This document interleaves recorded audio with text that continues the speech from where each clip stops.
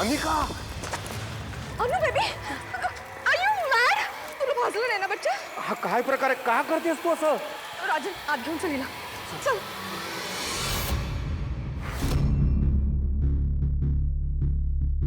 अनिका, अगं it's a game.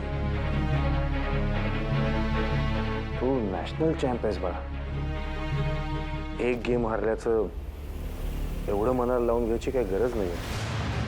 Dad please, तू आता मला लेक्चर देऊ नकोस. You can't understand. आता मला आतून कसं वाटतंय, किती जळतंय आतून. I lost the match and after that त्याच्याहून बॅड मला त्या गावच्या सोबत हँडशेक करावा लागला. यू त्या कमळी सोबत हँडशेक करावा लागला. I hate her man. अनु बेबी, तू काय ते गावंढळ मुलीच्या वाटेला चालली आहेस? हा, अगं तिची लायकी तरी आहे का तुझ्यासमोर उभी राहायची? नो मॉम, ती मला हरवलंय. मी तिला नाही सोडणार. अनिका प्लीज. राजन,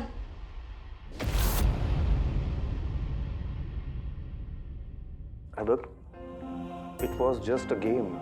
खेळामधल्या गोष्टी इतक्या मनावर घ्यायच्या नसतात.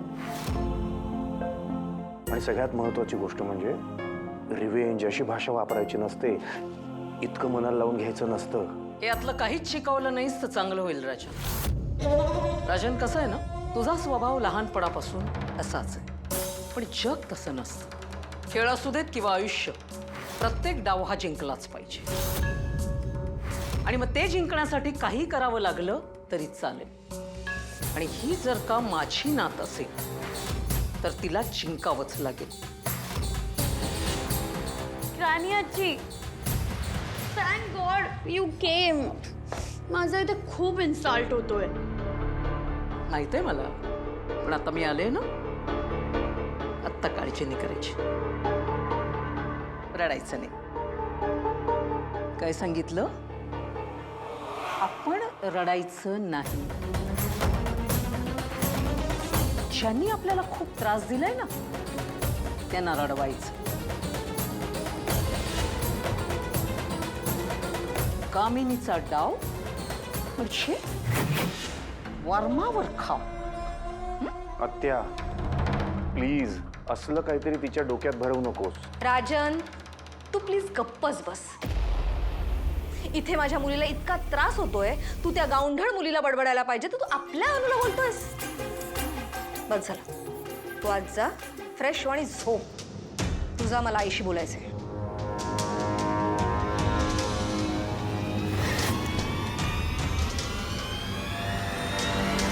अनु बेबी, तू डॅडकडे अजिबात लक्ष देऊ नकोस.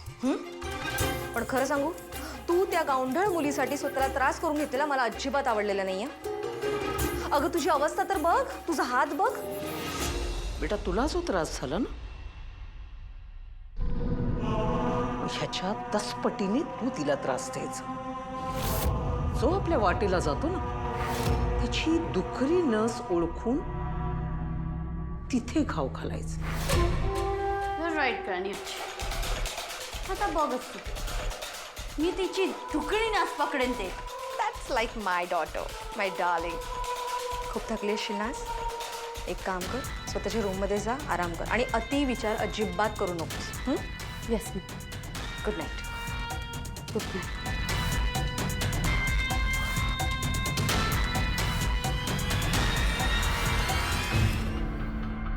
जर अगिणी, तू पण जा. आई, समजाव तुझ्या नवऱ्याला. इतके वर्ष तुझ्याबरोबर संसार करून आईच्या नेभळट संस्कारामधनं तो अजूनही बाहेर पडलेला नाहीये. इतक्या वर्षांच्या संसारानंतर बायकोच्या होला हो करायचं, हे सुद्धा त्याला अजून जमलेलं नाहीये. हो ना.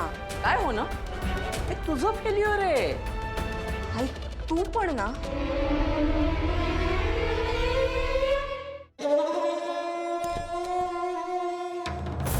कोण आहे ही कमळी?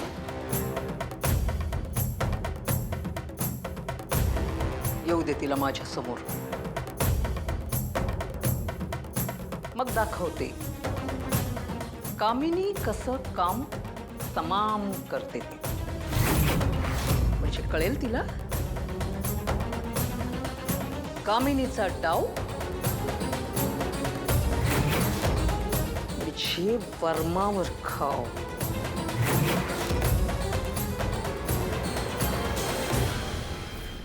आई एक डाव ऐक की ग. माझं चुकलं. मी परत अशी कधीच चूक करणार नाही खरं. मी अशा पद्धतीनं घराच्या बाहेर जायला नको होतं. आता तुला तर माहित आहे ना व, मला हे बक्षीस काहीच नको. मला मुंबईला शिकायला जाऊ दे बस. आहे अगं मी लय अभ्यास करीन. एवढा अभ्यास करीन की नाही पेपरातच माझा फोटो येईल. तेव्हा अख्खं गाव म्हणल बघा सरोजच्या कमळीनं आईचं कसं नाव काढलं. अगं सगळीकडे नुसताच आपला विषय होईल. आहे जाऊ दे की ग मला मुंबईला. अगं ती काय म्हणते ते जरा ऐकून तरी घे. केव्हापासून सांगते ते लेकरू एवढं हातापाया पडून. आहे अगं मला की नाही बक्षीस म्हणून फ्री सीट मिळाल्या बघ. खरं सांगायलोय. अगं मी तिथं जाऊन फक्त शिकणार आहे, दुसरं काहीच नाही करणार. एवढी शिकीन की नाही प्रत्येक वेळेला मला अशी फ्री सीट मिळेल बघ. आहे मी तुझ्याकडनं 1 रुपया बी नाही घेणार शपथ. अगं बर तू म्हणशील त्या पोराशी लगीन बी करायला तयार आहे. जाऊ दे की ग मला मुंबईला.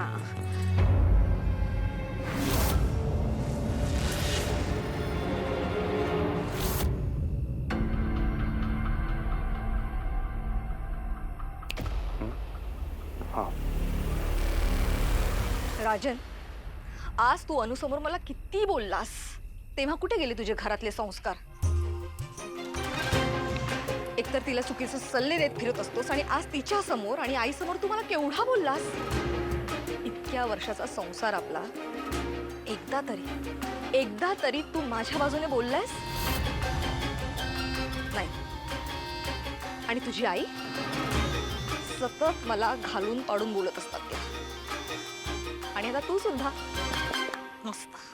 रागिणी अगं काय बडबडतेस? याचा कशाला काही ताळमेळ आहे का? आणि अनिकाला मी 4 चांगल्या गोष्टी समजवण्याचा प्रयत्न करत होतो. काल काय झालं माहितीये तुला? काल अनिकाने सुधाताईंवर हात उचलला, ज्याबद्दल तिला अजूनही काहीही वाटत नाहीये. याची काळजी वाटते मला. सिरियसली? हो. तुला तिची काळजी वाटते? राजन, ती आज मॅच हरलीये. त्या गावछाप आणि गावंढळ मुलीशी तिला हात मिळवणी करावी लागली. तिला त्याचा किती त्रास होत असेल याचा विचार केलास? काय तू काय करत होतास तेव्हा? बोल ना, तू काय करत होतास? मी तुला सांगते तू काय करत होतास. तू आणि तुझी आई तुझ्या मोठ्या मुलीला आणि तुझ्या बायकोला परत कसं आणायचं याच्या गप्पा मारत होतात. काय बरोबर बोलते ना मी? सगळं ऐकलंस ना तू? मग हे सुद्धा ऐकलं असशील की मी आईला काय समजवण्याचा प्रयत्न करत होतो. मी आईला हेच सांगण्याचा प्रयत्न करत होतो की ज्या व्यक्ती हयात नाही आहेत त्यांची वाट नको पाहूया. ज्या पोटतिडकीने तू बोलत होतास ना, मला तर असंच वाटत होतं त्या दोघी जर जिवंत भेटल्या ना तर तू आणि तुझी आई त्या दोघींना वाजत गाजत या घरात घेऊन याल आणि आम्हा दोघींना कचऱ्यासारखं फेकून द्याल. Stop it Ragini, stop it.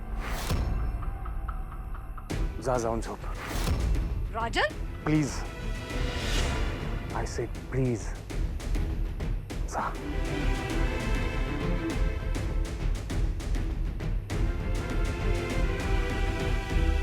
तुझ्या याच प्रेमापोटी अनिका वाया जाईल याची भीती वाटते मला. कसं सांगू हिला? अन्नपूर्णाताई, सदानंदराव, तुम्हा दोघांना भेटून आनंद झाला. पण तुमच्या चेहऱ्यावर चिंता का दिसते? काय झालंय? गुरुजी, आम्ही जेव्हा आमच्या थोरल्या नातीची अगदी आशाच सोडली होती तेव्हा तुम्ही आम्हाला दिलासा दिला की ती जिवंत असणार. तेव्हापासून मनाला एकच ओढ लागून राहिली की कधी एकदा आम्ही तिला डोळे भरून बघतोय. मी ती या घरात लवकरात लवकर येऊ दे म्हणून देवीला कौल लावला होता. देवीने तसा कौल दिला सुद्धा, पण तरी गुरुजी मनात शंका येते, मनाची चलबिचल होते. तर आता कृपा करून तुम्हीच काहीतरी वाट दाखवा.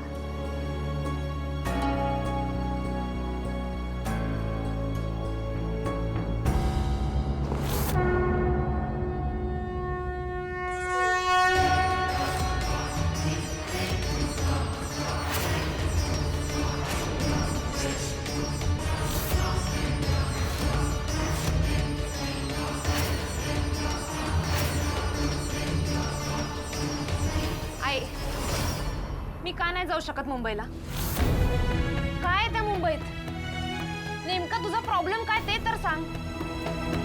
आई, तू सारखं का नाही म्हणतेस? काय बोलत बी नाहीस, मी काय समजायचंय? आई, मी का जाऊ शकत नाही मुंबईला? तू एकदा काय तो विषय सांगून टाक. तू काहीतरी लपवतीयस. कमळे,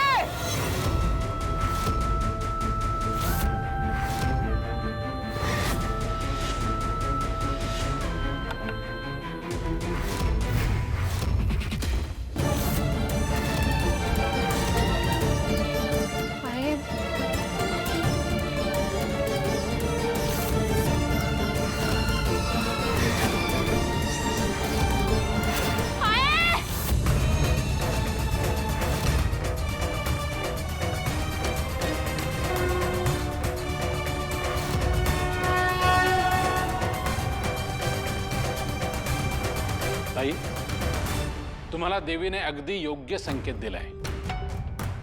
मी म्हटलं होतं ना, तुमची मोठी नात जिवंत आहे. तुमची मोठी नात तुमच्या आयुष्यात लवकरच येणार आहे. आणि तिचं पाऊल जेव्हा या वास्तूत पडेल तेव्हा सगळं बदलेल. तेव्हा निश्चिंत मनानं तिच्या स्वागताची तयारी करा.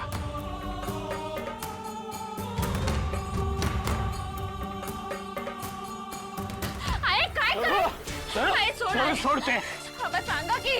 सोड म्हणलं ना. आबा माग बघ. आता तुम्ही मध्ये नाही पडायचं. तू हो माग. हो कमळे, मला वचन दे. मला वचन दे, या पुढं तू मुंबईला जायचं नाव बी काढणार नाहीस. दे मला वचन. कमळे,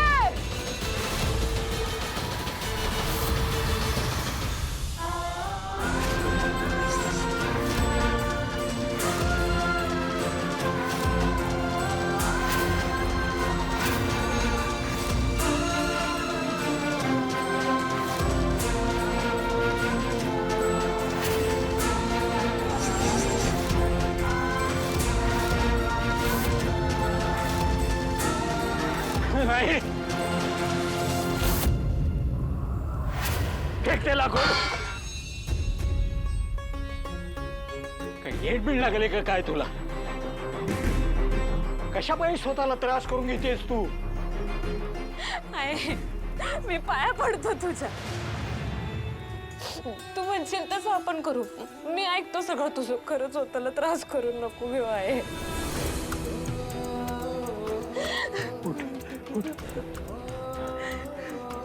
चल माझ्या बरोबर.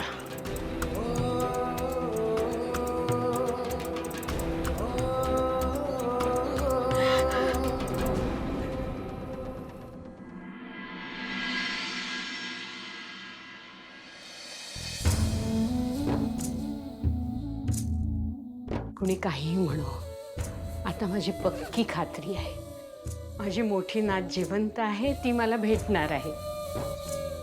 आता लवकरात लवकर ती या डोळ्यानं दिसू दे, एवढी एकच इच्छा आहे.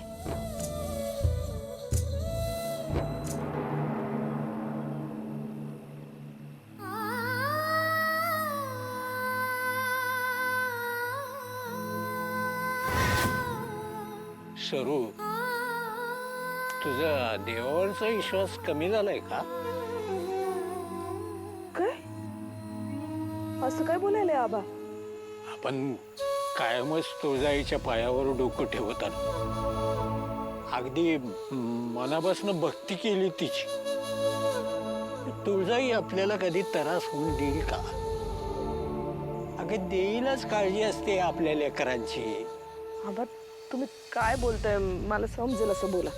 तुला काय वाटतंय हे तुझ्या अशा वागण्यानं तू कमळीचं भविष्य बदलू शकणार आहेस?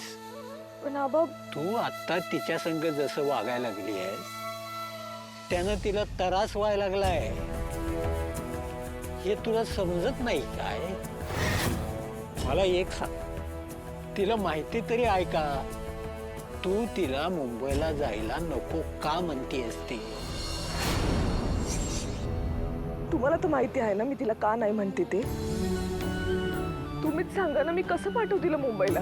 आणि मी तिला मुंबईला पाठवलं आणि तिथं तिचं काही पुरी, तुला कसली भीती वाटतेय ते मला समजते, पण तू घाबरतेस कशाला? देवीचा आशीर्वाद हाय आपल्या माग.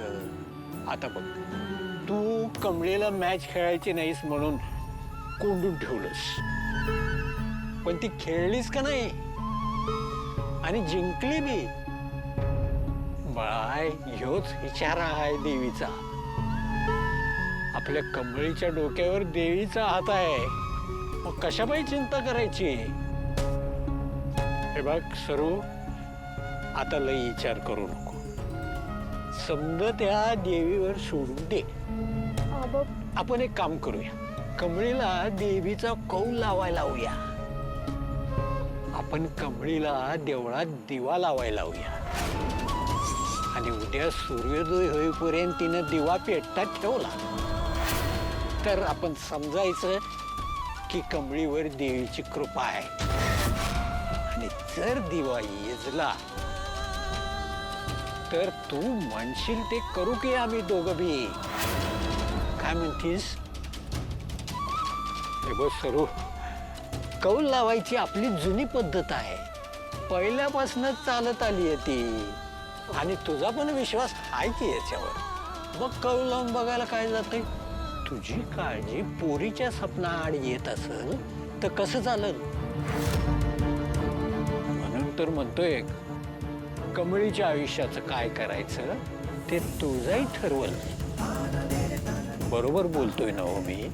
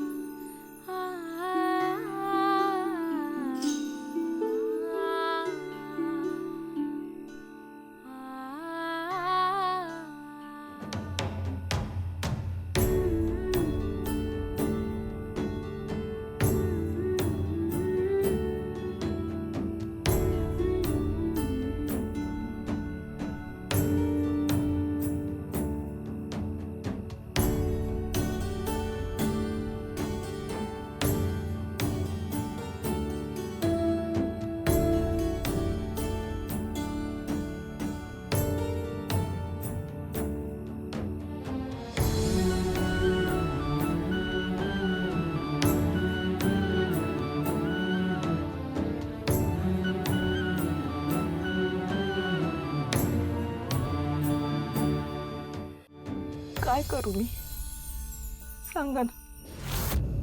कसं समजावू तिला? तुमच्या पोरीला मी तुमच्यापासून लांब ठेवायचा लई प्रयत्न केला. ती खुश राहावी आणि तुम्ही तुमच्या संसारात खुशाल राहावं यासाठीच मी हे असं वागायलोय.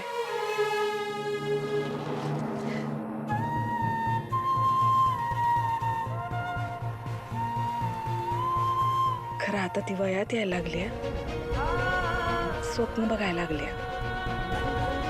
मी तिला कितीही समजवायचा प्रयत्न केला, ठीक आहे माझं ऐकतच नाही. तिला तिला तुमच्याकडेच यायचं असतंय, तिकडं त्या शहराकडं. मी किती समजवा ती काय माझं ऐकत नाही. पण मला तिच्या भविष्याची काळजी वाटते हो.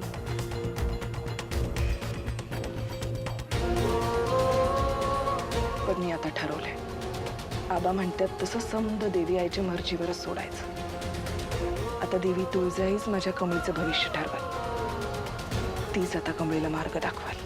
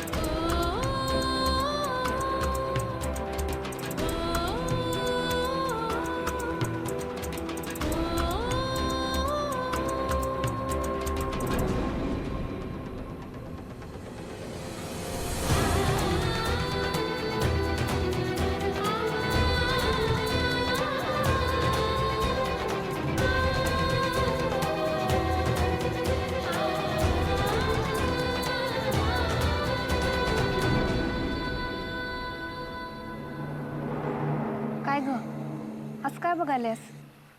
मी अजून जागी कशी हाच विचार करतेस ना? आहे विसरू नकोस, मी बी तुझीच लेक आहे. तू जितकी हट्टी आहेस तितकी मी बी आहे. आणि खरं सांगू, तुळजाई जशी अख्ख्या जगाची आई आहे तशी तू माझी आई आहे. आणि देवीच्या विरोधात जाऊन आपण काहीच करत नाही, तसंच मी बी तुझ्या मनाविरोधात जाऊन काय सुद्धा करणार नाही.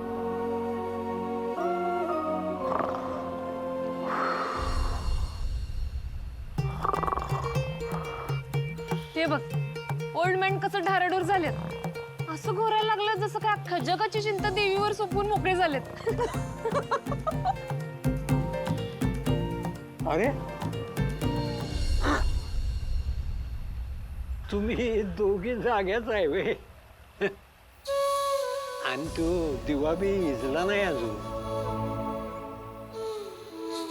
आई तुळजाई, माझ्या पोरीच्या दिव्याचं रक्षण कर. कमळे, तुझी समधी स्वप्न पुरी होतील बघ. माझा आशीर्वाद आहे तुला. अजून लय वेळ हाय उजडायला. अगं माझं सपन पूर्ण करण्यासाठी एक रात्र काय, अशा 10 रात्री जागायला तयार आहे मी. आणि हे तर मी पुरं करणारच. कमळाबाई, काळजी सोडा. तुळजाई हाय तुमच्या पाठीशी. होय मग आबा, मी मुंबईला जाणार म्हणजे जाणारच. जय भवानी. जय भवानी.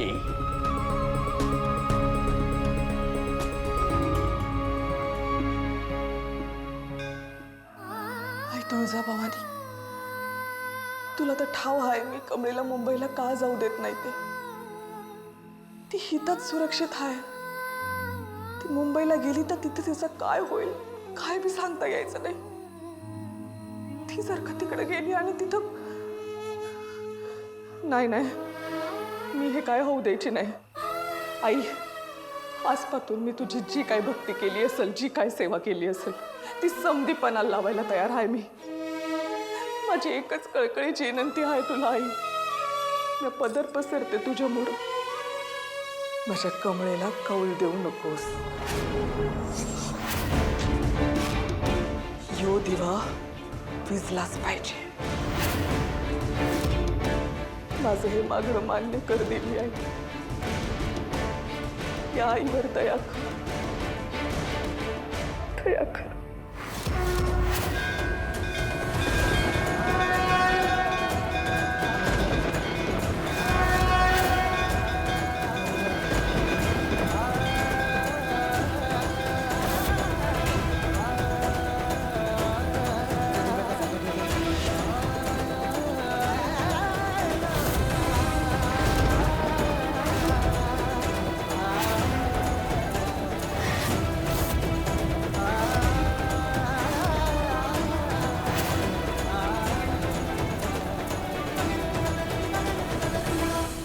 मागणं पुरं केलंस तू आई. लय कृपा झाली बघ तुझी. थांबा आबा. यो पाऊस वारा इजा हे समजा मी केलेलं नाही आहे. ही देवीचीच इच्छा असेल तर देवीनं आपल्याला कौल दिला होता. आपलं ठरलं होतं देवी आपल्याला जो कौल देईल तो मान्य करायचा. मग आता देवीलाच ठरवू दे या दिव्याचं आणि कमळीच्या सपनाचं काय करायचं ते.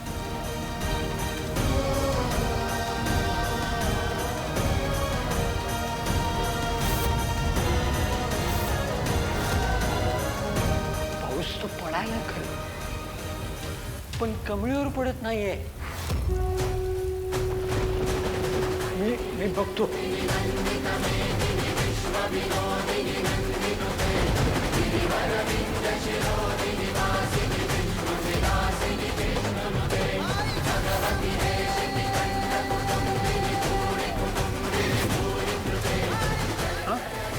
आता ह्यो आणि कोण